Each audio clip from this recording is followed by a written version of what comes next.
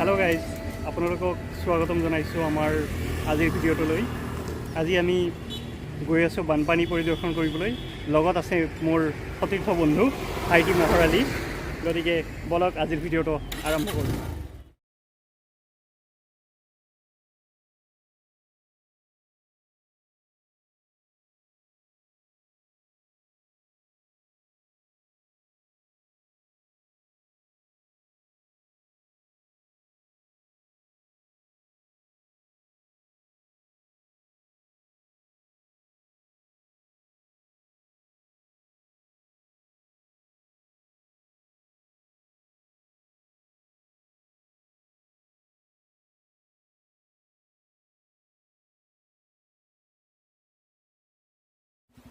এয়া ১৭ নং ৰাষ্ট্ৰীয় ঘাইপথৰ ওপৰত আমি আছোঁ এতিয়া।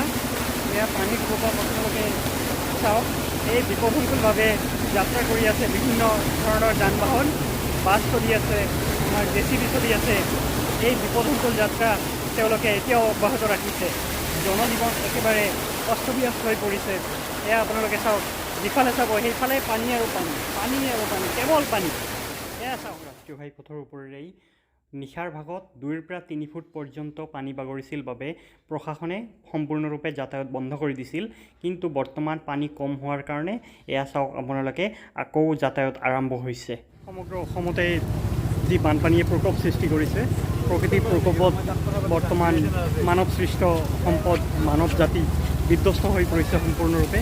এয়া আপোনালোকে ইতিমধ্যে বাতৰিসমূহত দেখিবলৈ পাইছে যে বঙাইগাঁও জিলাৰ জগিঘোপা চলন্তপাৰা স্থিত যি ১৭ নং ৰাষ্ট্ৰীয় ঘাইপথ, এই ১৭ নং ৰাষ্ট্ৰীয় ঘাইপথ সম্পূৰ্ণৰূপে জলমগ্ন হৈ পৰিছে। কিন্তু আমি আজি এয়া আপোনালোকক দেখুৱাবলৈ ওলাইছোঁ যে ১৭ নং ৰাষ্ট্ৰীয় ঘাইপথত বানপানীয়ে যি ধৰণে প্ৰকোপ সৃষ্টি কৰিছে, এয়া চাওক আপোনালোকে।